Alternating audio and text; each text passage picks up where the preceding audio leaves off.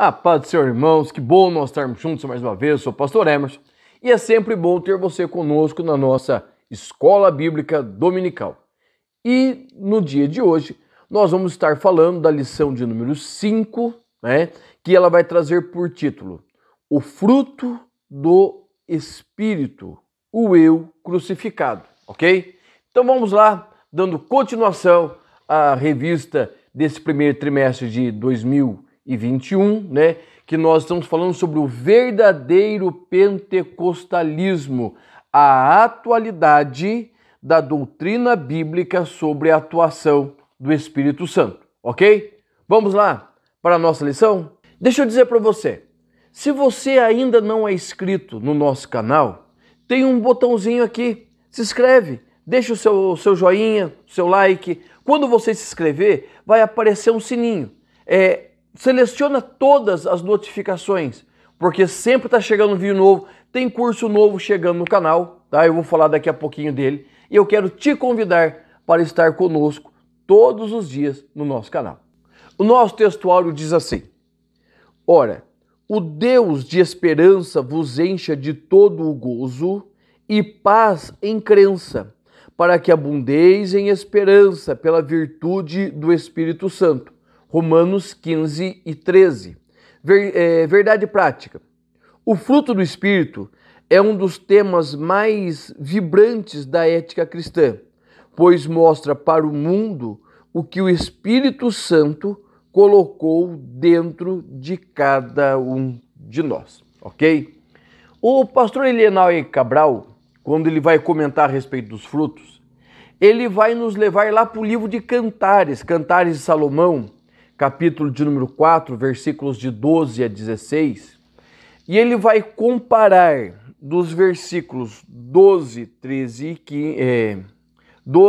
14 e 15, ele vai pegar o esposo falando da sua amada, e ele vai dizer assim, olha, jardim fechado és tu, e ele vai começar a falar dos aromas, das delícias que há dentro daquele jardim, certo? Daquele lugar que foi fechado, foi guardado, foi preparado para quê? Para que quando o noivo, quando o esposo se encontre naquele lugar, ele possa encontrar as delícias, certo? Ele possa encontrar o quê? Os frutos, ele possa encontrar algo que lhe agrade. E quando a noiva fala, que daí é o verso 16, por que verso? Porque Cantares é um poema, certo? Então é verso.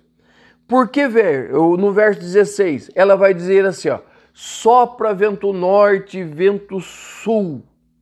Ou seja, ela estava pedindo que o vento soprasse no seu jardim, para que o frescor, o aroma daquele fruto se espalhasse, para que aqueles que estivessem em volta compreendessem e entendessem que aquele jardim era um jardim frutífero.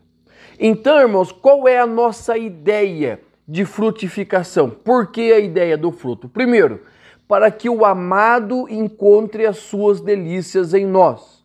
Segundo, para que aqueles que estão em volta, eles sintam o aroma do fruto, sintam o perfume do fruto e tenham desejo de também conhecer e frutificar igual.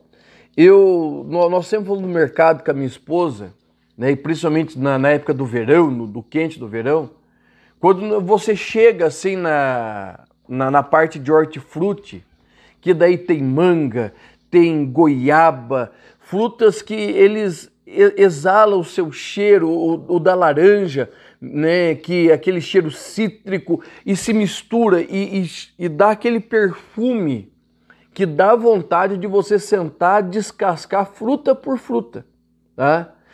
Você participar daquilo, você ter aquilo para si. Então a ideia do fruto, certo? É atrair as pessoas para si e para Cristo, ok? Vamos lá para a continuação da nossa lição? O tópico 1 da nossa lição diz assim: o fruto do Espírito na vida do crente, certo? O fruto do Espírito na vida do crente. Por quê? Porque eu e você somos chamados para frutificar.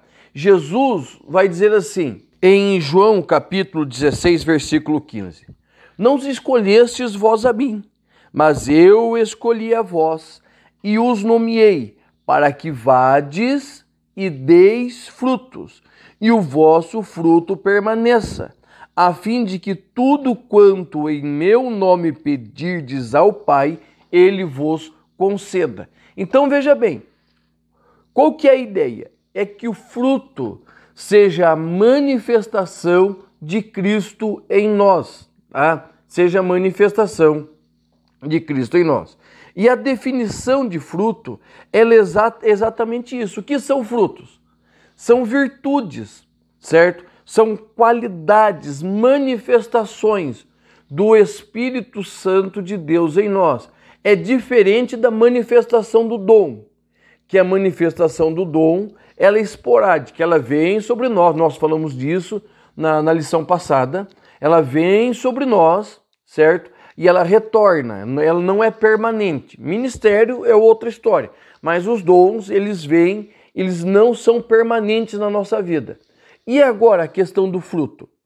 A questão do fruto é uma geração em nós, é algo que vai sendo gerado. Então, são virtudes, qualidades, manifestações, algo que é manifesto, algo que se torna aparente do Espírito Santo em nós, certo?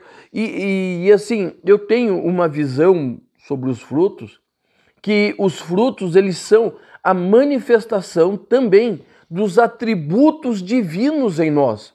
Aqueles atributos comunicáveis em nós, ou seja, quanto mais nós permitimos que haja essa frutificação, mais parecidos com Deus e com Cristo nós nos tornamos. Então vai sendo manifesta em nós a presença, a virtude, a graça de Deus, tá? Ou seja, no meu entendimento, o que são os frutos? São os atributos de Deus comunicados à sua igreja. E como que surge o fruto? Da mesma forma, quando você vai, numa laranjeira. Você vai chegar uma época que você vai ver que a laranjeira está pelada, ela não tem folha, certo? Ela está quase seca. Você olha para ela assim, tem pouca expressão de vida.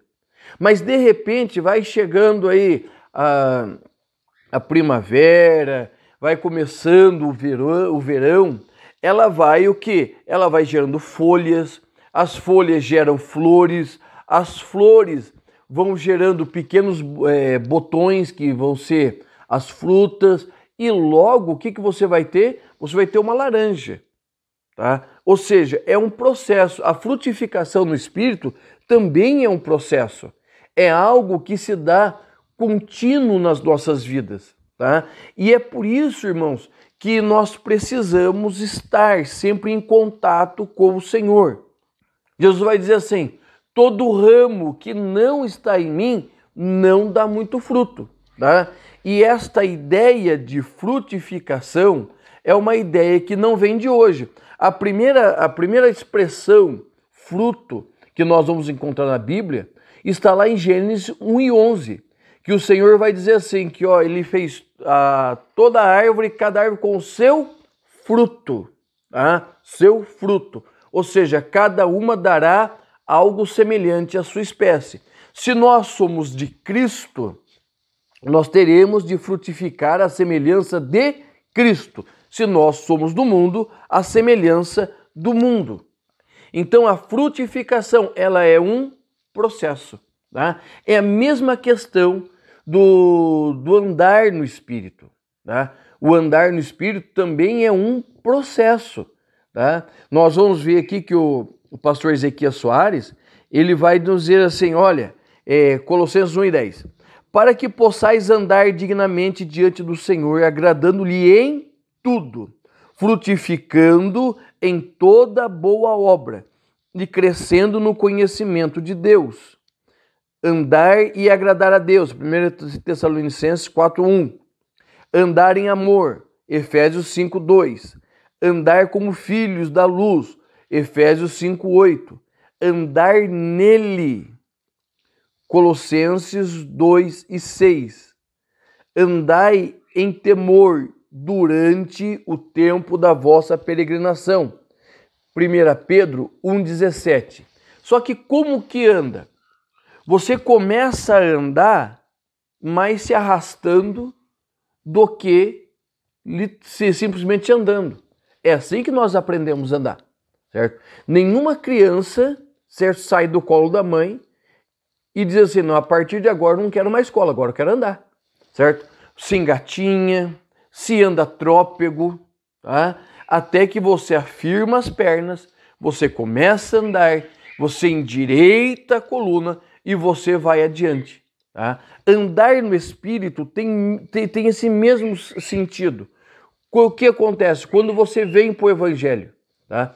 Você começa a andar, mas começa a andar o quê? Ainda cambaleante. Por quê? Porque dentro de você, apesar de já existir o Espírito, apesar de você ser salvo, mas existem resquícios do velho homem, da velha mulher.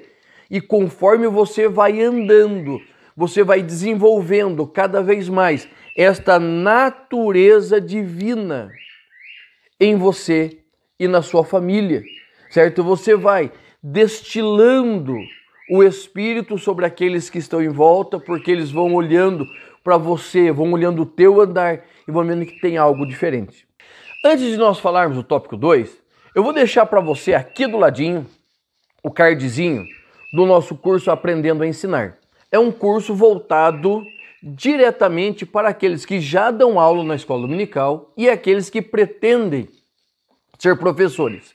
Irmãos, é um material muito simples e direto, certo? Que vai ensinar você desde como preparar a sua lição, ver material, também como se colocar na sala de aula, certo? Tem pessoas que querem dar aula, mas são tímidos, certo? Como enfrentar algumas situações. Então eu te convido, certo? Eu vou deixar aqui embaixo na descrição, certo? O telefone do WhatsApp para você poder entrar em contato conosco, ok? E se informar sobre o nosso curso Aprendendo a Ensinar.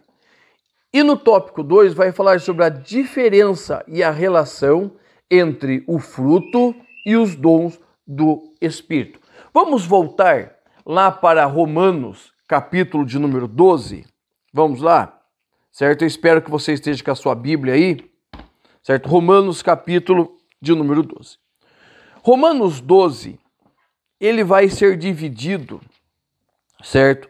Em três blocos, certo? 3 blocos. O primeiro bloco, que vai estar do versículo 1 até o 2, que nós vamos chamar de nova vida. Do versículo 3 até o versículo 8, que nós vamos falar do uso devido dos dons espirituais. E do versículo 9 ao 21, que vai falar sobre as virtudes recomendadas. Você vai para 1 Coríntios 12, você vai ter no capítulo 11 a questão da unidade do corpo. No capítulo 12, a respeito dos dons espirituais. No capítulo 13, uma ode, um poema ao amor. Tá? Então, o que nós vamos subentender? Porque nada na Bíblia é por acaso. Que os dons espirituais, eles estão envolvidos no quê? Em serviço e em amor, tá? Os dons, eles não podem operar simplesmente por operar. Eles estão linkados ao serviço cristão, a esta vida cristã, certo? Esta nova vida, essas novas experiências, esse novo andar, tá? Fruto, e também ao amor, fruto, tá? E esse que é o grande problema. Todo mundo quer os dons. Os dons são aparentes, os dons chamam atenção. Os dons, como alguns diriam, ele eleva o teu ministério, mas é o fruto que sustenta. Quantos ministérios nós já vimos começando de extremo sucesso, né? Mas logo eles vão sucumbindo. Por quê, irmãos? Porque toda a nossa frutificação, ela está ligada a todos os nossos dons, está ligada ao fruto. O fruto é algo extremamente importante para nós. Por quê? Porque os dons são manifestações de Deus. Ele manifesta em nós. E agora, o fruto? O fruto é um processo um processo meu, de buscar mais a Deus e menos o mundo, de estar mais na presença do Senhor e me afastar cada vez mais do pecado. É por isso que nós precisamos buscar a manifestação do fruto do Espírito, nos colocar diante de Deus. E veja bem, a Bíblia, no texto de Gálatas 5:22, não fala de frutos, como se você falasse, não, eu preciso de mais amor, então eu vou trabalhar o amor na minha vida, eu preciso de longanimidade. Não, você precisa trabalhar todos, certo? Você precisa equalizar todos. Nós vamos falar daqui a pouquinho, né, no tópico 3, sobre a lei do barril. Vou te explicar o que é a lei do barril, certo? E você vai compreender a necessidade que os frutos sejam o quê? Equalizados, tá? Você não pode exercer mais um e menos outros. Então você precisa equalizar o fruto na sua vida, tá? E essa é a grande sacada para a manifestação dos dons na nossa vida. Por quê? Porque o pentecostalismo, certo? Pentecostalismo é um pecado nosso. Nós por muitos anos valorizamos apenas os dons, certo? E deixamos de falar sobre os frutos. Não que não falasse, mas não tinha a mesma ênfase, tá? Daí que nós vamos ver tantas aberrações teológicas, certo? Que acontecem em diversas igrejas, seja a Assembleia de Deus, seja outras igrejas pentecostais. Por quê? Porque se valoriza o dom, o carisma, mas não se valoriza o fruto, o caráter, tá? Caráter e carisma, fruto e dom precisam andar lado a lado, são a mesma face da moeda, não são as duas faces da moeda, não, é a mesma face, certo? É a mesma, eles precisam estar juntos, tá? Porque se você é usado nos dons, mas você não tem o caráter devido, tem alguma coisa errada. Porque Jesus mesmo vai dizer que muitos fizeram grandíssimas operações em seu nome, mas ele vai dizer assim, eu não vos conheço. E há muitos anos eu já adotei uma posição nas igrejas que eu cuido. Eu não trago pessoas que eu não conheça ou que são recomendadas por pessoas que eu tenho em muita autoestima. Por quê? Porque eu já trouxe pessoas que eu até tinha certo conhecimento. No púlpito era algo fantástico, era uma manifestação de Deus no púlpito. Mas nos relacionamentos, certo? A sua vida fora da igreja era algo devastador.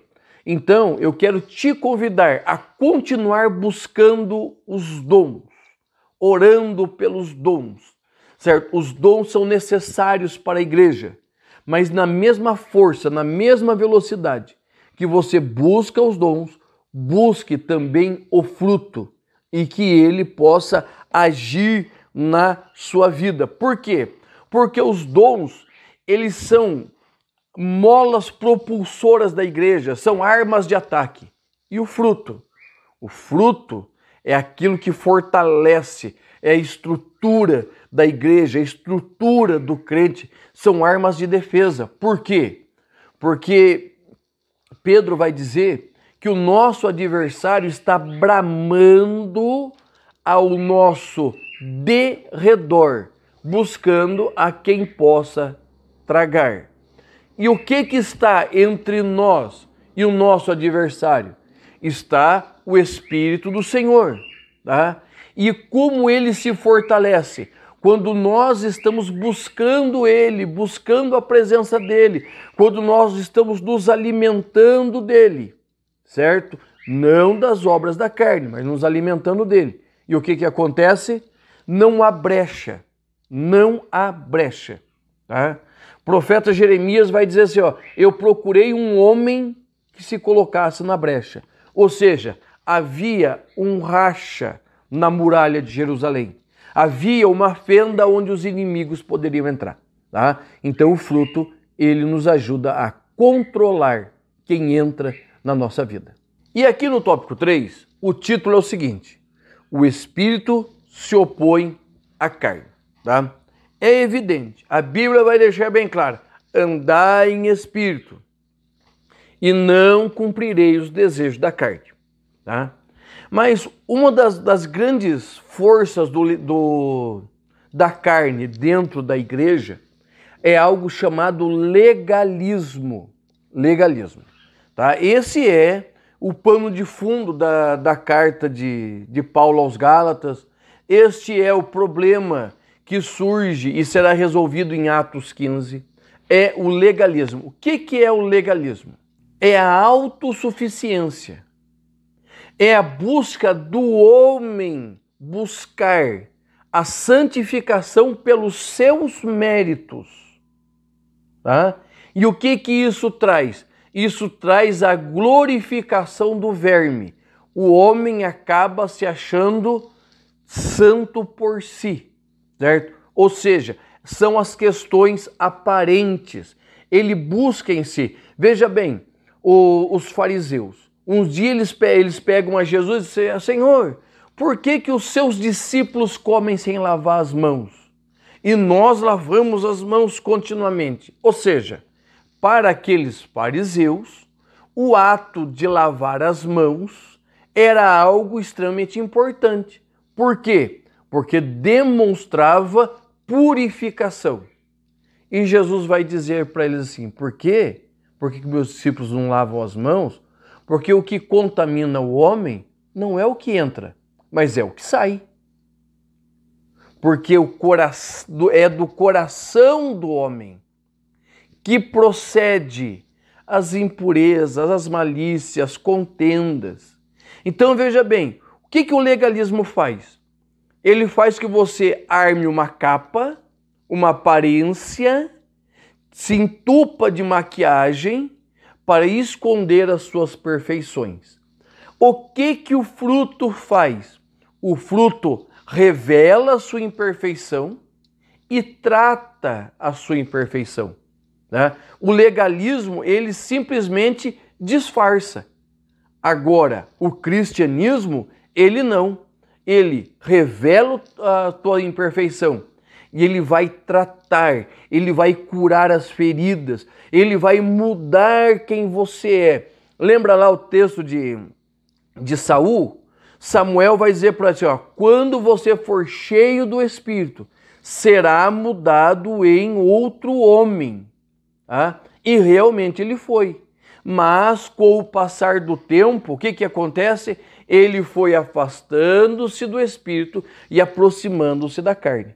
Isso é legalismo, certo? Você justificar as suas situações pela carne, não pelo Espírito.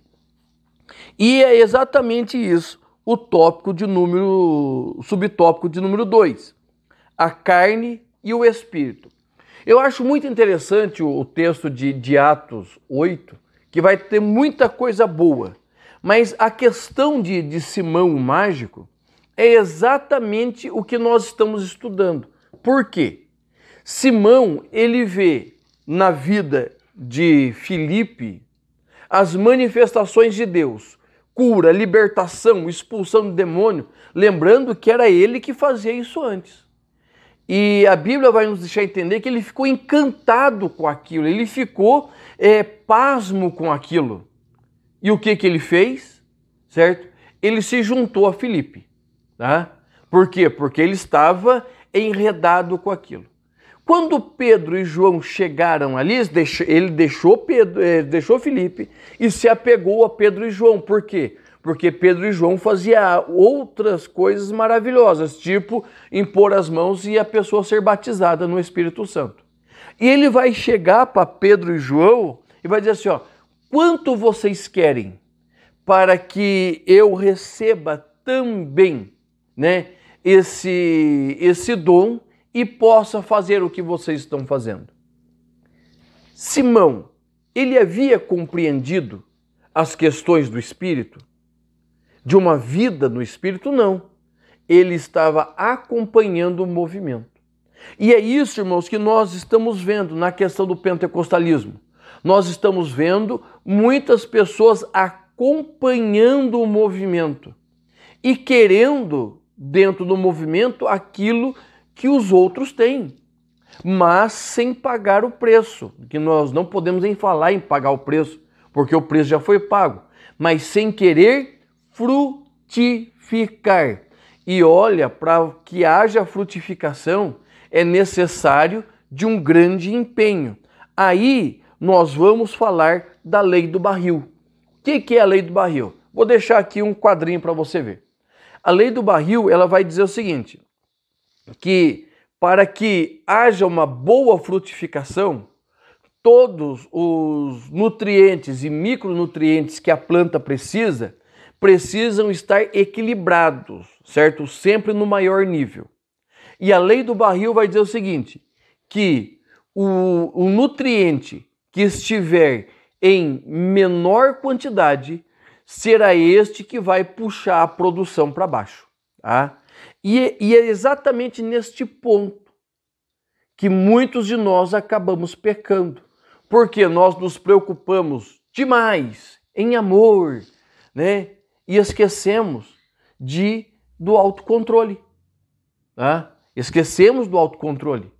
Porque o autocontrole não é só não explodir na frente dos outros. O autocontrole fala de dominar-se a si mesmo de tal maneira que até mesmo na hora daquela explosão interna, você consiga refrear você mesmo e permitir que Cristo dirija essa situação. Tá? No subtópico 3, que vai falar sobre os vícios, certo? Ele vai falar de 3 categorias. Vamos embolar o subtópico 2 e 3. Vai falar sobre 3 categorias, né, das obras da carne. Vai falar sobre sexo ilícito, que é prostituição, impureza e lascívia.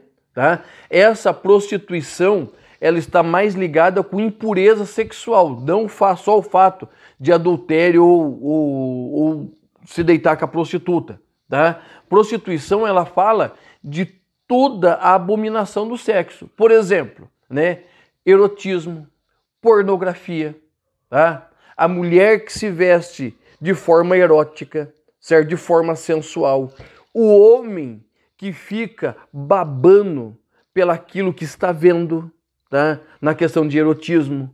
Então, a ideia dessa primeira categoria são as obras da carne do lado sexual, que pode ser de diversas formas. Segundo ponto, ordem religiosa, idolatria e feitiçaria. Tá? Idolatria, nós temos a ideia errônea que idolatria é somente os santos de determinada igreja. Tá? Não, idolatria é tudo aquilo que nós colocamos no lugar de Deus. Por exemplo, você pode idolatrar o seu filho, você pode idolatrar a sua esposa, seu marido, a sua casa, o seu serviço, você pode idolatrar o dinheiro, tudo aquilo que entra no lugar de Deus. Tá? Isso é idolatria.